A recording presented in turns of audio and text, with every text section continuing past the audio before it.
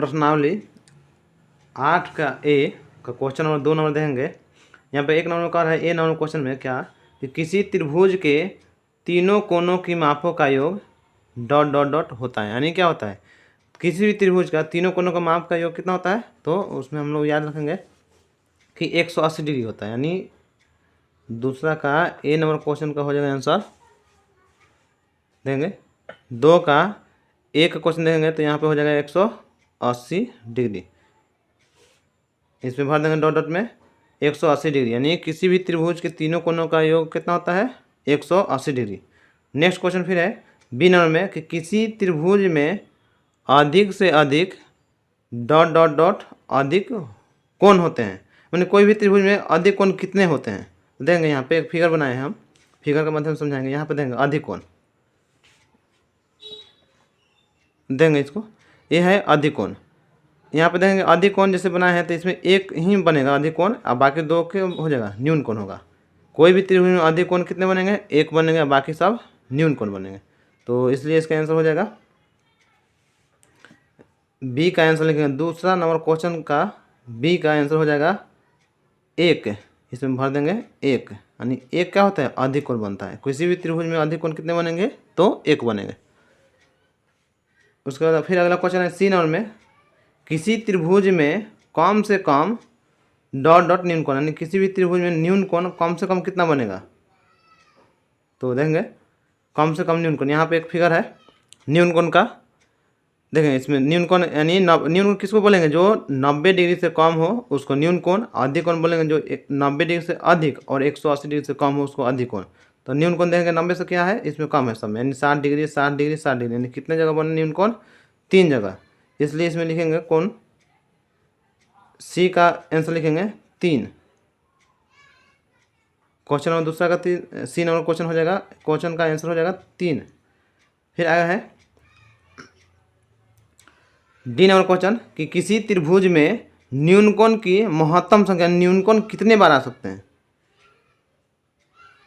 किसी त्रिभुज में न्यून कोण की महत्तम संख्या कितनी होती है।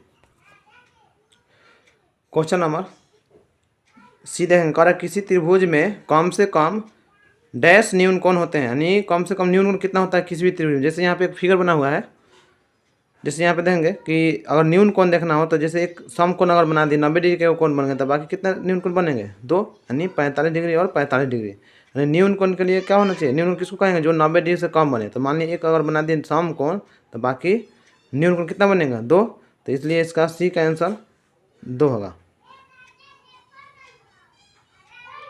सी का आंसर 2 लिखेंगे। अगला क्वेश्चन डी नंबर देखेंगे। इसमें क्वेश्चन क्या है कि किसी त्रिभुज में न्यून कोणों की महत्तम संख्या, इसके पहले हमने कम से कम पूछा था, इसमें पूछा महत्तम ने सबसे ज़्यादा। तो किसी भी त्रिभुज में सबसे ज़्यादा कितने बार न्यून कोण बनेंगे, तो देखा जाए यहाँ पे त्रिभुज जैसे ये देखेंगे यहाँ पे न्यून कोण किसको बोलेंगे, जो 90 डिग्री से कम हो। तो जैसे देखेंगे यहाँ पे 90 डिग्री से कम है, ये भी 90 डिग्री से कम है, ये भी 90 डिग्री से कम है। तो यानी 60 डिग्री का बन गया ना कोण, तो ये क्या है, न्यून कोण है। यानी किसी भी त्रिभुज में न्यून कोण कितने बार बन सकते हैं, 1 बार 2 बार 3 बार, यानी 3 बार। यहाँ पे लिख सकते हैं, लिख देंगे 3। डी का आंसर हो जाएगा 3। 2 का डी का 2 का आंसर कितना हो जाएगा, 2 का डी का नंबर क्वेश्चन का आंसर हो जाएगा 3। आगे क्वेश्चन है ई नंबर देखें किसी समकोण त्रिभुज में डैश न्यून कोण होते हैं। किसी भी समकोण त्रिभुज में न्यून कोण कितने होते हैं, तो देंगे यहाँ पे ये समकोण त्रिभुज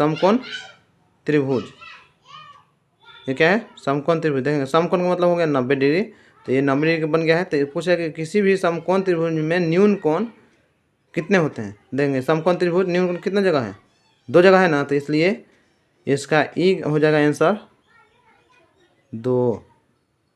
आंसर भर देंगे 2। फिर अगला क्वेश्चन है एफ में किसी त्रिभुज में सभी कोण समान होने पर एक कोण की माप क्या होगा।